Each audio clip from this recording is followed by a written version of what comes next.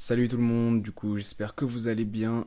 Donc on se retrouve aujourd'hui pour mon entraînement de jambes. Donc je suis sur un entraînement push-pull legs, donc 2 fois par semaine, donc 6 entraînements par semaine, avec à chaque fois un entraînement d'hypertrophie et un entraînement de force. Enfin, pas vraiment pure hypertrophie et pure force, mais plutôt axé hypertrophie et plutôt axé force. Donc là on est sur mon entraînement jambes numéro 1 qui est plutôt axé force sur le squat et hypertrophie sur le reste. Donc là on commence par du 3x3 au squat. Donc vous voyez ma technique au squat, je suis en low bar, donc c'est-à-dire que j'ai la barre plus bas sur le corps. Donc plutôt une technique de powerlifting. Comparé à un squat barre haute, plutôt axé haltérophilie, etc. Donc ouais, comme je disais, un 3x3, donc là on est sur du 120 kg. J'avais une gêne au genou ce jour-là, donc j'ai pas mis ultra lourd. Et j'ai préféré exécuter les répétitions bien correctement, descendre bien bas. Et faire des reps plutôt ultra propres. Donc voilà pour commencer l'entraînement. Donc ensuite on passe au leg press, donc les pieds serrés. Serrés et neutres, tout simplement. Bonne amplitude de mouvement, donc là une première série 10 histoire de s'échauffer. Et ensuite j'ai fait un 4x8. Un 4x8 au leg press, donc voilà, amplitude pleine à chaque fois. Essayez la prochaine fois, faites du leg press, de mettre comme moi là, les mains derrière la tête en tenant le dossier de la presse. Ça vous permet d'avoir une meilleure extension thoracique et donc de garder les lombaires bien plaqués contre le dossier et aussi d'avoir une meilleure amplitude de mouvement sur un mouvement bien plus naturel. Voilà, dernière série de presse. On passe au soulevé de terre jambes tendues. Donc excellent pour toute la chaîne postérieure, ischio, fessier, en désengageant légèrement les lombaires par rapport à un soulevé de terre classique. Donc voilà, tempo simple, hein, contrôler la descente. Faut pas aller chercher à laisser le poids nous tirer vers le bas, juste contrôler simplement la descente et remonter comme vous êtes redescendu, donc en 2 secondes à peu près. Voilà. Si vous avez la souplesse, vous pouvez aller chercher la barre au sol directement. Sinon, vous pouvez vous arrêter au niveau du genou, sous le genou, vous faites comme vous pouvez. Donc là, vous voyez les deux positions, donc la bonne et la mauvaise position. Il y a beaucoup de gens qui lèvent la tête et ça fait malheureusement une compression des cervicales, donc essayez de garder la tête neutre. Ok. Voilà, dernière ou avant-dernière série donc de soulevé de terre.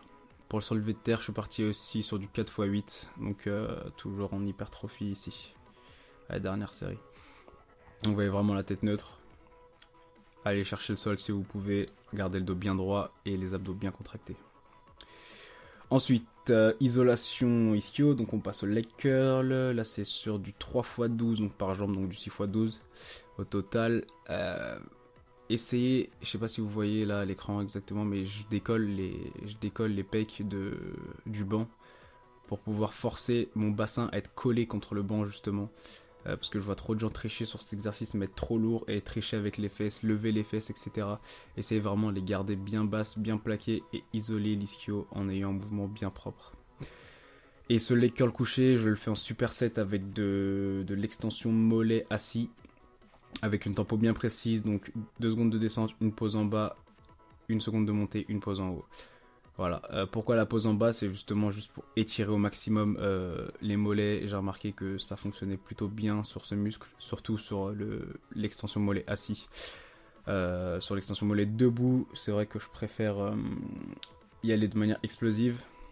Mais sur le assis, voilà, comme vous allez le voir, petite pause en bas et hop, 1, 2, pause, explose, pause, 1, 2, pause, explose, pause. Tout simplement pour aller recruter au maximum les fibres musculaires des solaires, donc des jumeaux, plutôt des gastrocnémiens, les jumeaux qui sont les deux grosses boules que vous avez dans le mollet.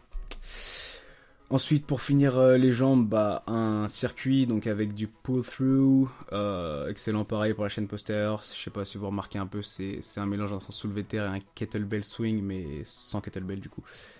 Juste avec le câble pour de la tension continue et un excellent ressenti aussi sur les fessiers. En superset, du coup, avec des fentes sautées, 6 par jambe, donc 12 au total.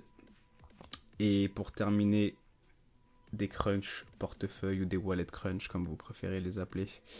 Donc je fais 15 pull-through, 12 fentes sautées et 15 wallet crunch 3 fois, avec 30 secondes de récup à la fin. Voilà. Et juste en réhabilitation, santé des épaules, etc. 3 séries de 15 au face pull pour travailler l'arrière d'épaule, pour avoir une meilleure posture. Et aussi parce que j'ai du retard sur le trapèze, le haut du dos. Donc c'est pas mal de rajouter juste un petit 3x15 de temps en temps, histoire de ressolliciter le muscle hors de sa séance. Hors de sa séance principale plutôt. Donc voilà, c'est tout pour moi.